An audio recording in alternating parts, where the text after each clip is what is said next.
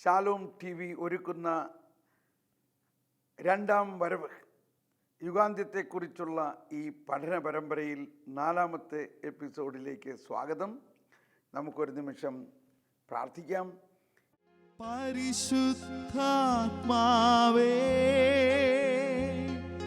എന്നിൽ നിറയണമേ, നിറഞ്ഞു കവിയണമേ, കവിഞ്ഞൊഴുകണമേ. പുതിയൊരു ജനനം നൽകും പരിശുദ്ധാത്മാവേ, പുതിയൊരു ശക്തിയിലുണരാ കൃപ നീ ചൊരിയണമേ. പരിശുദ്ധാത്മാവേ, എന്നിൽ നിറയണമേ, നിറഞ്ഞു കവിയണമേ, കവിഞ്ഞൊഴുകണമേ. സ്നേഹമുള്ളവരെ, ഇത് മനസ്സിലാക്കാനുള്ള ഒരേ ഒരു വഴി. ആരെങ്കിലും പറഞ്ഞതുകൊണ്ടോ ഞാൻ പറഞ്ഞത് കേട്ടതുകൊണ്ടോ ഇത് മനസ്സിലാവില്ല. ഇതെല്ലാം പഠനമാണെങ്കിലും ഈശോ പറഞ്ഞു, ഞാൻ അയക്കുന്ന സഹായകനായ പരിശുദ്ധാത്മാവ് നിങ്ങളെ എല്ലാ കാര്യങ്ങളും പഠിപ്പിക്കും. ഇത് സത്യമാണ്. ഞാൻ അങ്ങനെയാണ് ഇതെല്ലാം പഠിച്ചത്. കഴിഞ്ഞ പഠനത്തിൽ നമ്മൾ മനസ്സിലാക്കി അന്ത്യവിധിയെക്കുറിച്ചുള്ള ഉപമകൾ ഈശോ തന്നെ പറഞ്ഞിട്ടുള്ളതാണ് നമ്മൾ ആദ്യം കേൾക്കേണ്ടതെന്നുള്ള ഒരു ആശയം എപ്പോഴും മനസ്സിലുണ്ടാകുക. അന്ത്യവിധിയെക്കുറിച്ച് ഈശോ തന്നെ പറഞ്ഞിട്ടുള്ളതാണ് ആദ്യം നമ്മൾ കേൾക്കേണ്ടത്. അപ്പോൾ 25-ാം അധ്യായം മത്തായിയുടെ സുവിശേഷത്തിൽ 25-ാം അധ്യായം കന്യകമാരുടെ ഉപമ ആദ്യത്തേത്, പിന്നെ താലന്തുകളുടെ ഉപമ, പിന്നെ കർത്താവിൻ്റെ സന്നിധിയിൽ ആ വിധി ദിവസമുള്ള അവസ്ഥ. ഇതാണ് പ്രധാന വിഷയം. അതിൽ താലന്തുകളുടെ ഉപമയിൽ 5 താലന്ത് കിട്ടിയവൻ അത് വർദ്ധിപ്പിച്ച് 10 കണ്ടു. വലിയ കാര്യമാണ് ചെയ്തത്. കർത്താവ് അവനെ അഭിനന്ദിച്ചു, അല്ലെങ്കിൽ യജമാനൻ അവനെ അനുമോദിച്ചു. കൊള്ളാം. പക്ഷേ അവസാനം 1 താലന്ത് കിട്ടിയവൻ അത് പൊതിഞ്ഞു വെച്ചു. എന്തുകൊണ്ടാണ്? അത് ലൂക്കായുടെ സുവിശേഷത്തിൽ 19-ാം അധ്യായത്തിൽ ഇതേ ഉപമ പറയുമ്പോൾ അതിലെഴുതിയിരിക്കുന്നത്, അങ്ങൊരു കർക്കശക്കാരനാണെന്ന് എനിക്കറിയാമായിരുന്നു, അതുകൊണ്ട് ഞാനത് തൂവാലയിൽ പൊതിഞ്ഞ് സൂക്ഷിച്ചു വെച്ചു. എന്നാ ഇത് പിടിച്ചോ. ഇവിടെ പറയുന്നത്, അങ്ങൊരു കഠിന ഹൃദയനാണെന്ന് എനിക്കറിയാമായിരുന്നു, ഞാൻ മനസ്സിലാക്കി, അതിനാൽ ഞാൻ ഭയപ്പെട്ടു. നിന്റെ താലന്ത് മണ്ണിൽ മറച്ചു വെച്ചു, ഇതാ നിൻ്റേത് എടുത്തുകൊള്ളുക. യജമാനൻ പറഞ്ഞു, ദുഷ്ടനും മടിയനുമായ ഭൃത്യ, ഞാൻ വിതയ്ക്കാത്തിടത്ത് നിന്ന് കൊയ്യുന്നവനും അവൻ്റെ വാക്കുകളാണ്, വിതറാത്തിടത്ത് ശേഖരിക്കുന്നവനുമാണെന്ന് നീ മനസ്സിലാക്കിയിരുന്നല്ലോ. എൻ്റെ നാണയം നീ പണമിടപാടുകാരുടെ പക്കൽ നിക്ഷേപിക്കേണ്ടതായിരുന്നു. ഞാൻ വന്ന് എൻ്റെ പണം പലിശ സഹിതം വാങ്ങുമായിരുന്നു. ആ താലന്ത് അവനിൽ നിന്നെടുത്ത് 10 കൊടുത്തു. ഇതൊക്കെ വലിയ രഹസ്യമാണ്. ഇത് യുഗാന്ത്യത്തെ കേന്ദ്രീകരിച്ചിട്ടാണെങ്കിലും ഇന്നത്തെ നമ്മുടെ ജീവിതത്തിൽ എങ്ങനെ പോകണമെന്നുള്ളതിൻ്റെ ഒരു കൃത്യമായ ഒരു മാർഗദർശനമാണ്. 10 താലന്തുള്ളവന് കൊടുക്കുക. എന്നിട്ട് പറയുകയാണ്, ഇത് വളരെ വലിയ ഒരു രഹസ്യമാണ് കേൾക്കുന്നത്. ഉള്ളവന് നൽകപ്പെടും, ഇല്ലാത്തവനിൽ നിന്ന് ഉള്ളത് കൂടി എടുക്കപ്പെടും. ഉള്ളവന് നൽകപ്പെടും, അവന് സമൃദ്ധി ഉണ്ടാകുകയും ചെയ്യും. ഇല്ലാത്തവനിൽ നിന്ന് ഉള്ളത് കൂടി എടുക്കപ്പെടും. എന്നിട്ട് പറയാണ്, പ്രയോജനമില്ലാത്ത ആ ഭൃത്യനെ പുറത്ത് അന്ധകാരത്തിലേക്ക് തള്ളിക്കളയുക, അവിടെ വിലാപവും പല്ലുകടിയും ഉണ്ടാവും. ഇതെല്ലാം കേൾക്കുമ്പോൾ നമുക്ക് കുറച്ച് ഭയം തോന്നുമായിരിക്കും. പക്ഷേ ഭയപ്പെടേണ്ട. ഇതാർക്കുള്ളതാണിത്? ഇത് ഈ ദൈവത്തിൻ്റെ കരുണാർദ്രമായ സ്നേഹത്തെ മനസ്സിലാകാത്തവർക്കുള്ളതാണ്. ദൈവത്തെക്കുറിച്ച് വികലമായ ഒരു ഭാവനയായിരുന്നു ഇയാൾക്കുണ്ടായിരുന്നത്. ദൈവത്തെക്കുറിച്ച് ദൈവം ഒരു ശിക്ഷിക്കുന്ന ദൈവമാണെന്നും കഠിനഹൃദയനാണെന്നും കരുണയില്ലാത്തവരാണെന്നും ഉള്ള ഒരു വികലമായ ചിന്ത ഉള്ളവർക്കാണുള്ളത്. നമ്മളെ സംബന്ധിച്ചോ നമ്മൾ ദൈവ മക്കളാണ്, ദൈവത്തിൻ്റെ പരിശുദ്ധാത്മാവ് നിറഞ്ഞവരാണ്. മാമോദീസായിലൂടെ നമ്മൾ ദൈവത്തിൻ്റെ മക്കളാണ്. നമ്മളെ സംബന്ധിച്ച് ഇത് ബാധകമാണോ എന്നുള്ളതാണ് വിശ്വാസത്തിൻ്റെ കാഴ്ചപ്പാടിൽ നമ്മൾ കാണേണ്ടത് കേട്ടോ. ഈ ചെറിയ ഒപ്പീസ് നമ്മൾ പാടുമ്പോൾ, എൻ്റെ കർത്താവേ നിന്നെ ഞാൻ പ്രകീർത്തിക്കും മഹിമയുടെ അന്തിമ വിധിനാളിൽ, കർത്താവേ നീ അണയുമ്പോൾ കരുണയോടെ എന്നെ നിർത്തണമേ നല്ലവരൊത്തു വലമ്പാകെ. കർത്താവേ നിൻ കുരിശിനെ ഞാൻ ആരാധിച്ചു വണങ്ങുന്നു, അതുതാൻ ഞങ്ങൾക്കുത്ഥാനം രക്ഷയുമുയരും. നമ്മളെ സംബന്ധിച്ച് കർത്താവിൽ വിശ്വസിക്കുന്നവരാണ് നമ്മൾ. അപ്പോൾ നമ്മളോട് കർത്താവ് ഈ പറയുന്ന മാതിരി പെരുമാറാൻ പോകുന്നില്ല എന്ന് മനസ്സിലാക്കണം. അതാണ് നമ്മുടെ വിശ്വാസം. അതേ സമയത്ത് നമ്മൾ കർത്താവിനെ അറിയുന്നില്ലെങ്കിൽ, എന്താണ് കർത്താവിനെ അറിയുക എന്നതിൻ്റെ അർത്ഥം? അതാണ് നിത്യജീവൻ. ഈശോ പറഞ്ഞു, എന്താണ് നിത്യജീവൻ? ഏകസത്യദൈവമായ അങ്ങയെയും അങ്ങയച്ച യേശുക്രിസ്തുവിനെയും അറിയുക. അപ്പോൾ ഈ കഠിന ഹൃദയത്തിൻ്റെ അവസ്ഥ, ഇത് വിശുദ്ധ ഹിലാരിയോസ് ഇതിനെക്കുറിച്ച് പഠിപ്പിക്കുന്നത്, ഈശോ പ്രധാനമായിട്ട് ഫരിസേയരെ കുറിച്ചുള്ള ഒരാശയമാണ് അവിടെ പറയുന്നത്. ഫരിസേയർ കഠിനഹൃദയരും ദൈവത്തെക്കുറിച്ചുള്ള അറിവിൽ പൂർണ്ണതയില്ലാത്തവരുമായിരുന്നു. അവർ നിയമം അനുസരിച്ചാൽ നീതീകരിക്കപ്പെടുമെന്നും നിയമം അനുസരിക്കാത്തവരെ കർക്കശമായിട്ട് ശിക്ഷിക്കുകയും ചെയ്തിരുന്നു. ഈശോ അതിനെതിരായിരുന്നു. ഈശോ നിയമം അനുസരിക്കാത്തവരുടെ പുറകെ പോയി, നിയമം അനുസരിക്കാത്തവർ എന്ന് പറഞ്ഞാൽ പാപികൾ, ആ പാപികളുടെ പുറകെ പോയി ഒരിടയൻ ആടിനെ തോളിലേറ്റുന്നത് പോലെ അവരെ രക്ഷിക്കുന്ന ഒരു കരുണയാണ് ഈശോയുടെ. അതോടൊപ്പം ഫരിസേയ മനോഭാവത്തിൻ്റെ മറ്റൊരു വശം, യേശുവിനെ അവർ സ്വീകരിക്കുന്നില്ല. യേശുവിലൂടെ വന്നിരിക്കുന്ന രക്ഷയെ അവർ മനസ്സിലാക്കുന്നില്ല. അവരുടെ സ്വന്തം ശക്തി കൊണ്ട് മോശയുടെ 10 പ്രമാണങ്ങൾ പാലിക്കുകയാണെങ്കിൽ അവർ നീതീകരിക്കപ്പെട്ടു എന്ന് വിശ്വസിക്കുന്ന അവസ്ഥയാണ്. അവിടെ ഈ അവർക്ക് ലഭിച്ചിരിക്കുന്ന ദൈവത്തിൽ നിന്ന് വച്ചിരിക്കുന്ന ആ കൃപ അവർ കുഴിച്ചിടുന്നു. നമ്മൾക്കുണ്ടാകേണ്ട ഒരു റെസ്പോൺസിബിലിറ്റി എന്ന് പറയുന്നത്, വിശുദ്ധ അഗസ്തീനോസ് വീണ്ടും പറയാണ്, God who created us cannot save us without us. God who created us without us cannot save us without us. നിന്നെ കൂടാതെ, നിന്നെ സൃഷ്ടിച്ച ദൈവത്തിന് നിന്നെ കൂടാതെ നിന്നെ രക്ഷിക്കാൻ പറ്റില്ല. ദൈവം നമ്മളെ സൃഷ്ടിച്ചത് നമ്മെ കൂടാതെയാണ്. പക്ഷേ നമ്മെ കൂടാതെ ദൈവത്തിന് നമ്മളെ രക്ഷിക്കാൻ പറ്റില്ല എന്ന് പറയുന്നതിൻ്റെ അർത്ഥം, ഇപ്പോൾ നമ്മൾക്ക് ഒരാൾ വലിയൊരു സമ്മാനം തന്നു. നമ്മളൊരു വീട്ടിൽ പോയി, ബഹുമാന്യനായ ഒരാളെ കാണാൻ പോയി. അദ്ദേഹം ചെന്ന വഴിയത്, ഇത് വളരെ വിലപ്പെട്ടൊരു സമ്മാനം നിനക്ക് വേണ്ടി ഞാൻ തരുന്നു. സന്തോഷമായി, സമ്മാനം മേടിച്ചു. ആ സമ്മാനം നമ്മൾ അവിടെ വെച്ചു. അങ്ങനെ വർത്തമാനമെല്ലാം പറഞ്ഞു.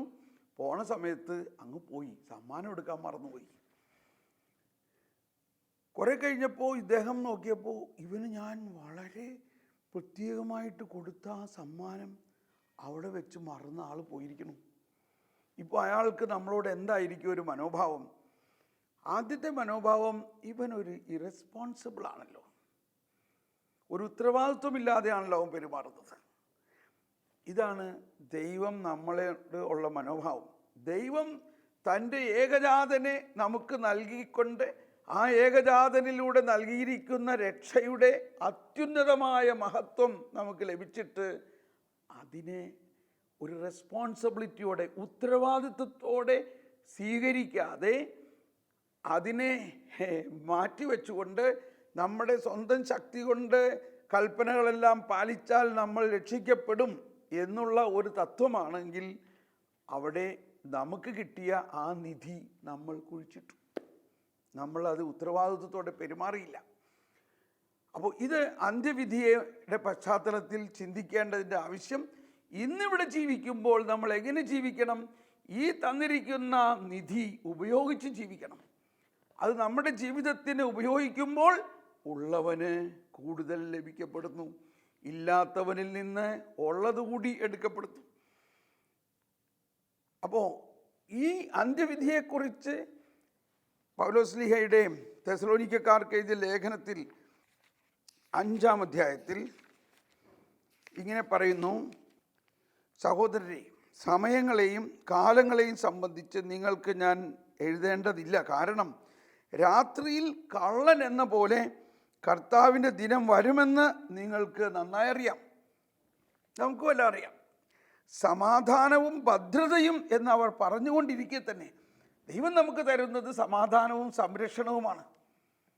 ഇതെല്ലാം പറഞ്ഞുകൊണ്ടിരിക്കെ തന്നെ ഗർഭിണിക്ക് പ്രസവവേദന ഉണ്ടാകുന്നത് പോലെ പെട്ടെന്ന് നാശം അവരുടെ മേൽ നിപതിക്കും. അതിൽ നിന്ന് അവർ രക്ഷപ്പെടുകയില്ല. എന്നാൽ സഹോദരരെ, ശ്രദ്ധിച്ചോ, ആ ദിവസം കള്ളനെന്ന പോലെ നിങ്ങളെ അപ്രതീക്ഷിതമായി പിടികൂടാൻ ഇടയാകത്തക്ക വിധം നിങ്ങൾ അന്ധകാരത്തിലല്ല കഴിയുന്നത്. ഇതാണ് നമ്മളുടെ ഇപ്പോഴത്തെ അവസ്ഥ. നമ്മൾ ആരാണ്? നമ്മൾ ദൈവമക്കളാണ്. നമ്മൾ ദൈവത്തെ സ്നേഹിക്കുന്നവരാണ്. കർത്താവ് ഈശോ മിശിഹ തൻ്റെ രക്തം കൊടുത്ത് വിലയ്ക്ക് വാങ്ങിയിട്ടുള്ളവരാണ്. എൻ്റെ ശരീരം ഭക്ഷിക്കും, എൻ്റെ രക്തം പാനം ചെയ്യും, മാനവനെന്നിൽ നിവസിക്കും, അവനിൽ ഞാനും നിശ്ചയമായി. വിധിയിൽ വീഴാതവനെ ഞാൻ അന്തിമ ദിവസമുയർപ്പിക്കും. ഇത് നമ്മളെല്ലാ ദിവസവും കുർബാന സ്വീകരണത്തിന് ശേഷം ഏറ്റുപാടുന്നു ഉണ്ടെങ്കിൽ അതാണ് സത്യം. അപ്പോൾ നമ്മൾ പ്രകാശത്തിൻ്റെ മക്കളാണെന്നാണ് ഇവിടെ പറയുന്നത്. നിങ്ങൾ അന്ധകാരത്തിലല്ല കഴിയുന്നത്. മാമോദീസായിലൂടെ ജീവന്റെ അടയാളത്താൽ മുദ്രകുത്തപ്പെട്ടവർ ഈ വിശുദ്ധ രഹസ്യങ്ങളിൽ ഭയഭക്തിയോടെ പങ്കുചേരുവിൻ. മുമ്പെല്ലാം വിശുദ്ധ കുർബാനയിൽ വേറൊരു പ്രാർത്ഥനയാണ്: മാമോദീസ സ്വീകരിക്കാത്തവർ പുറത്തു പോകുവിൻ, ശുശ്രൂഷകൻ വാതിക്കൽ കാവൽ നിൽക്കുവിൻ എന്ന് പറഞ്ഞാൽ ഈ വിശുദ്ധ രഹസ്യങ്ങളിൽ പങ്കുചേരാനുള്ള ആത്മീയ ഒരുക്കം ഉണ്ടാകുന്നത് മാമോദീസയ്ക്ക് ശേഷമാണ്. മാമോദീസാർത്ഥികൾ മോണ്ടകത്തിൽ നിൽക്കണം. പള്ളിയുടെ പ്രധാന കവാടത്തിന് പുറത്തൊരു മോണ്ടകം എന്ന് പറഞ്ഞ അവിടെ നിൽക്കാൻ പാടുള്ളൂ.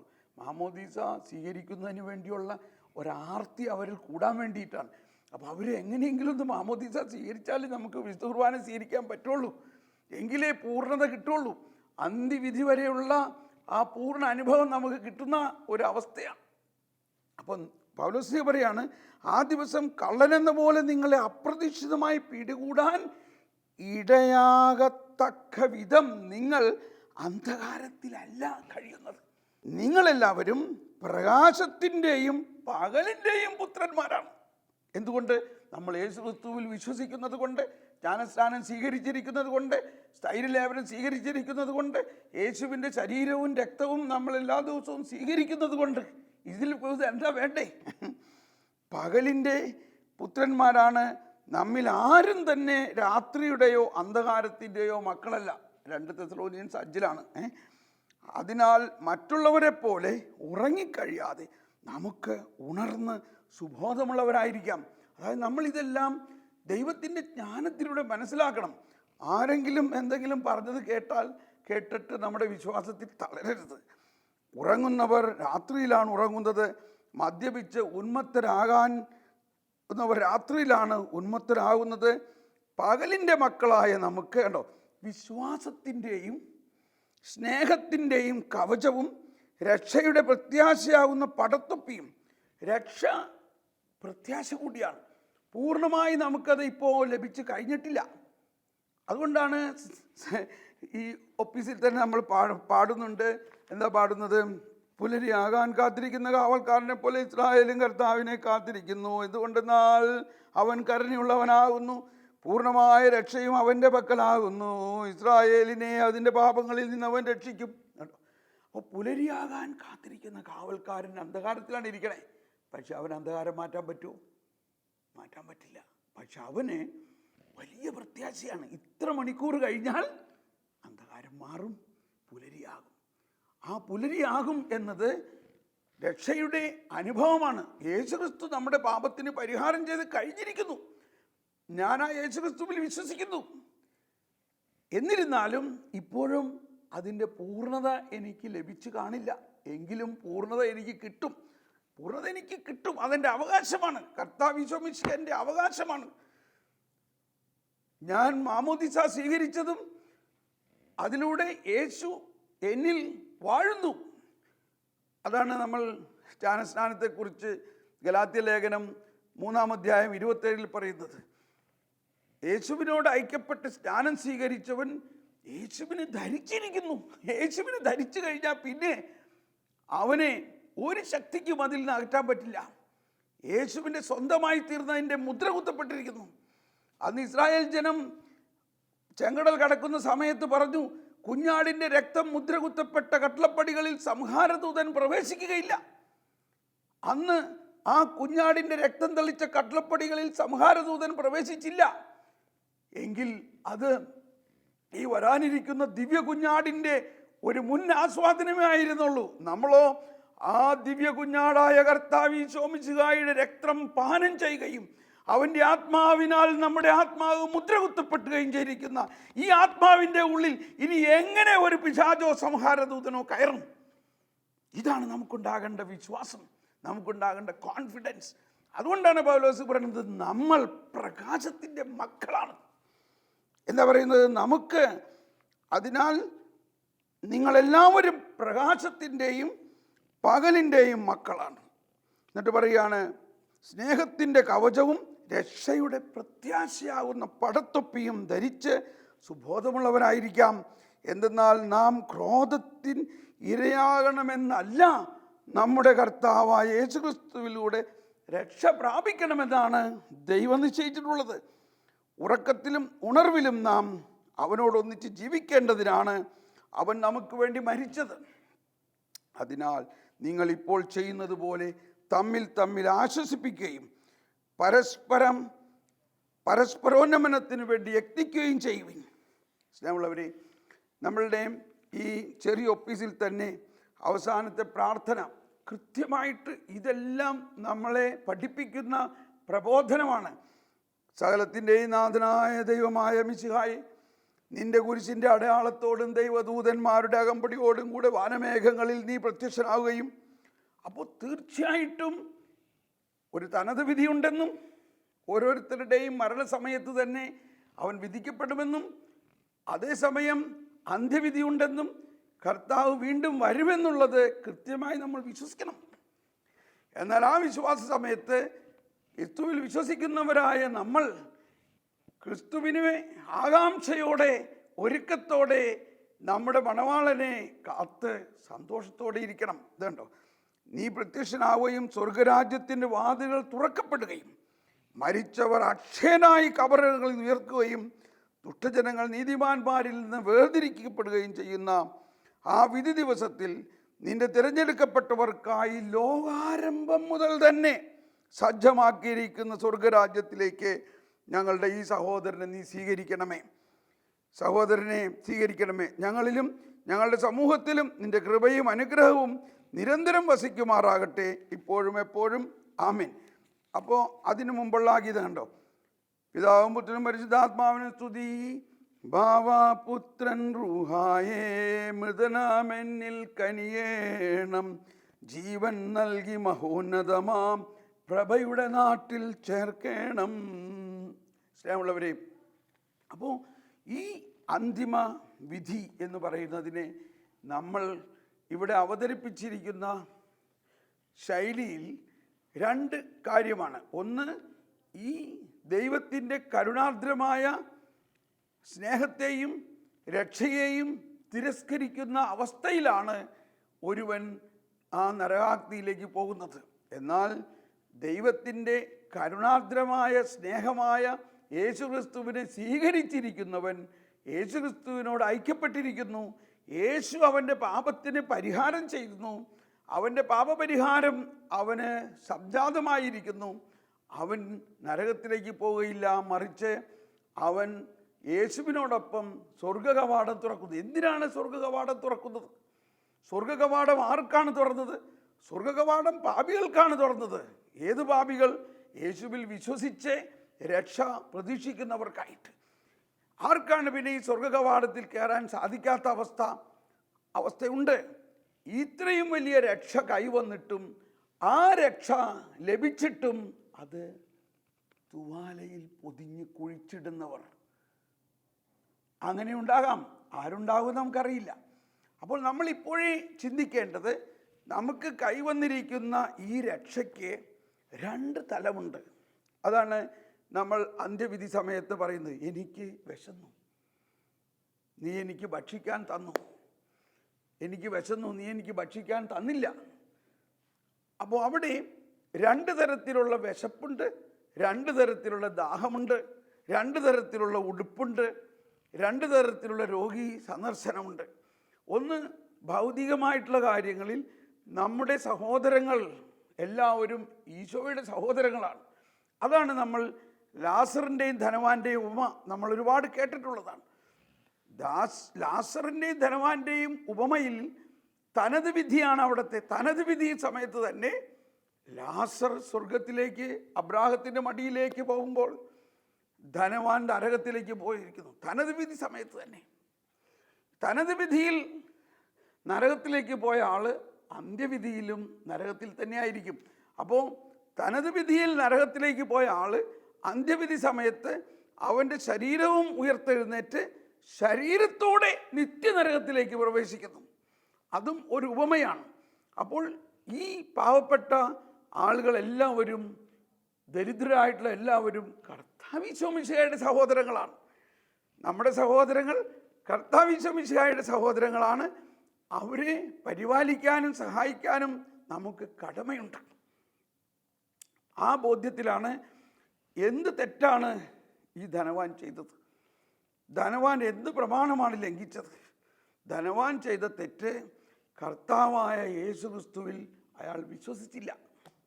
കർത്താവായ യേശുക്രിസ്തുവിൽ അയാൾ വിശ്വസിച്ചിരുന്നുവെങ്കിൽ കർത്താവിൻ്റെ കരുണാർദ്രമായ സ്നേഹം അയാളിലേക്ക് ഒഴുകുമായിരുന്നു. ആ കരുണ അനുസരിച്ച് അയാൾ കർത്താവായ യേശുക്രിസ്തുവിൻ്റെ സഹോദരരായ ലാസറിനെ പോലെയുള്ളവർക്ക് കൊടുക്കുമായിരുന്നു.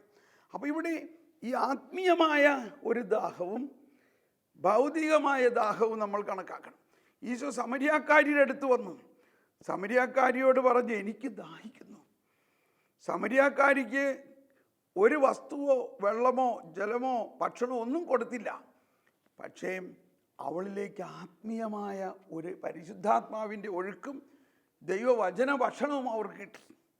അപ്പോൾ അങ്ങനെ നമ്മൾ ഓരോരുത്തരിലും ഈ കർത്താവിൻ്റെ അന്ത്യവിധിയെ കേന്ദ്രീകരിച്ച് നമ്മൾ ചിന്തിക്കുമ്പോൾ യേശു നൽകിയിരിക്കുന്ന ആത്മീയമായ ധനവും ഭൗതികമായ ധനവും മറ്റുള്ളവർക്കായി നമ്മൾ കൊടുക്കുമ്പോഴാണ് നമ്മൾ ആ യഥാർത്ഥമായ ദൈവരാജ്യത്തിൻ്റെ, യേശുവിനോട് ഒപ്പമുള്ള ദൈവരാജ്യ അവസ്ഥയിലേക്ക് പ്രവേശിക്കുന്നതും അന്ത്യവിധിയെ നമ്മൾക്ക് ആഹ്ലാദത്തോടു കൂടി, സന്തോഷത്തോടു കൂടി, ഒരു കിരീടധാരണത്തോടു കൂടി നമുക്ക് യേശുവിൻ്റെ വലതുഭാഗത്ത് നിൽക്കാനുള്ള ഭാഗ്യം കിട്ടുന്നത്. അപ്പോൾ ഇപ്പോൾ തന്നെ ഇത് പഠിക്കുന്നതിൻ്റെ കാര്യം എന്താണ്? ഇന്ന് നമ്മുടെ ജീവിത രീതിയിൽ ഇതിനെ നമ്മൾ ക്രമീകരിക്കണം. ഇപ്പോൾ വിശ്വാസികളായ നമ്മൾ ഓരോരുത്തരും ഈ 2 ഉത്തരവാദിത്വം എന്ന ഒരു കാര്യമുണ്ട്, റെസ്പോൺസിബിലിറ്റി. ആ റെസ്പോൺസിബിലിറ്റിയിൽ നമ്മൾ ജീവിക്കുമ്പോൾ ഒരു കർക്കശക്കാരനായ വ്യക്തിയായി ദൈവത്തെ കാണാതെ കരുണയോട് സ്നേഹവും നിറഞ്ഞ ദൈവത്തെ കണ്ടുകൊണ്ട് ആ കരുണ ഉള്ളവർ ഭാഗ്യവാന്മാർ, അവർക്ക് കരുണ ലഭിക്കും എന്ന് സുവിശേഷ ഭാഗ്യങ്ങളിലെ നിർണായകമായ ഒന്നാണ്. കരുണയുള്ളവൻ ഭാഗ്യവാന്മാർ, അവർക്ക് കരുണ ലഭിക്കും. ദൈവരാജ്യം എന്നത് ദൈവത്തിൻ്റെ കരുണയുടെയും രാജ്യമാണ്. ധനവാൻ ലാസറിനോട് കരുണ കാണിച്ചിരുന്നുവെങ്കിൽ, ആ ധനവാൻ ഇത്രയും സമ്പത്തുണ്ടായിട്ട് അവൻ അതിൽ നിന്നൊരല്പം ഈ ലാസറിന് കൊടുത്തിരുന്നുവെങ്കിൽ അവൻ ദൈവരാജ്യത്തിൽ വന്നു. അതോടൊപ്പം യേശുവിൻ്റെ ആ കരുണ അവൻ ലഭിക്കും. കരുണ ഉള്ളവൻ കരുണ ലഭിക്കും. ഉള്ളവന് കൂടുതൽ ലഭിക്കുന്നു, ഇല്ലാത്തവനിൽ നിന്ന് ഉള്ളത് കൂടി എടുക്കപ്പെടുന്നു. അപ്പോൾ നമുക്ക് ഈ ഉപമകളിലൂടെ ഇപ്പോൾ പഠിക്കേണ്ടത് യുഗാന്ത്യത്തെ, തനത് വിധിയെക്കുറിച്ചും അതോടൊപ്പം യുഗാന്ത്യത്തെക്കുറിച്ചും ഉള്ള പ്രത്യാശ നിറയുന്ന ഒരു കാര്യമാണത്. ഭയപ്പെടേണ്ട ആവശ്യമില്ല. നമ്മളെല്ലാവരും ഇപ്പോൾ ഈ ഒരു രീതിയിൽ നമ്മുടെ ജീവിതത്തെ ക്രമീകരിക്കാൻ കൂടിയാണ് ഇത് മുൻകൂട്ടി കർത്താവ് അരുളി ചെയ്യുന്നത്. ഈശോ ഇതെല്ലാം മുൻകൂട്ടി പറയുന്നത് ഇങ്ങനെ ഒരു അവസ്ഥ ഉണ്ട്. എന്നാൽ പൗലോസ്ലീഹ പറയുകയാണ്, അവസ്ഥ ഉണ്ട്, കള്ളനെപ്പോലെ വരും. പക്ഷെ കള്ളനെപ്പോലെ വരും എന്ന് വിചാരിച്ചിട്ട് നിങ്ങൾ ഭയപ്പെടേണ്ടതില്ല. കാരണം നിങ്ങൾ പ്രകാശത്തിൻ്റെ മക്കളാണ്, നമ്മൾ ദൈവമക്കളാണ്. നമ്മൾ യേശുക്രിസ്തുവിൽ വിശ്വസിക്കുന്നവരാണെങ്കിൽ ആ പ്രകാശത്തിനനുസരിച്ച് നമ്മുടെ ജീവിതത്തെ ക്രമീകരിച്ചാൽ മതി. നമുക്ക് പ്രാർത്ഥിക്കാം. സ്നേഹമുള്ളവരെയും, പ്രത്യാശയോടെ ഈ അന്ത്യവിധിയെക്കുറിച്ച് നമുക്ക് ചിന്തിക്കാം. നമ്മൾ പ്രകാശത്തിൻ്റെ മക്കളാണ്, അന്ധകാരത്തിൻ്റെ മക്കളല്ല. നമ്മൾ ക്രിസ്തുവിൽ വീണ്ടും ജനിച്ചവരാണ്. നമ്മൾ ക്രിസ്തുവിൻ്റെ ശരീരവും രക്തവും ഭക്ഷിക്കുന്നവരാണ്. നമ്മൾ ക്രിസ്തുവിനോട് ഐക്യപ്പെട്ടിരിക്കുന്നവരാണ്. എന്നാൽ അന്ത്യവിധി സമയത്ത് ഈ കൃപകളെല്ലാം തിരസ്കരിക്കുന്നവരെയും മാരകമായ പാപത്തിൽ ജീവിക്കുന്നവരും ഈ അന്ത്യവിധിയിൽ ഇടതുവശത്തേക്ക് നിൽക്കും. അവർ നരകാഗ്നിയിലേക്ക് പോകും. പക്ഷെ ആരാണ് പോകുന്നത് ഞങ്ങൾക്കറിയില്ല. എന്നാൽ ഞങ്ങൾ പ്രാർത്ഥിക്കുന്നു, ഓ എൻ്റെ ഈശോയെ, ഞങ്ങളുടെ പാപങ്ങൾ ക്ഷമിക്കണമേ, നരകാഗ്നിയിൽ ഞങ്ങളെ രക്ഷിക്കണമേ. എല്ലാ ആത്മാക്കളെയും, പ്രത്യേകിച്ച് അങ്ങയുടെ കാരുണ്യം ഏറ്റവും കൂടുതൽ ആവശ്യമുള്ള ആത്മാക്കളെയും രക്ഷിക്കണമേ. എൻ്റെ കർത്താവെ, നിന്നെ ഞാൻ പ്രകീർത്തിക്കും. മഹിമയോടന്തിമ വിധി നാളിൽ കർത്താവെ, നീ അണയുമ്പോൾ കരുണയോടെന്നെ നിർത്തണമേ. നല്ലവരൊത്തു വലംഭാഗേ.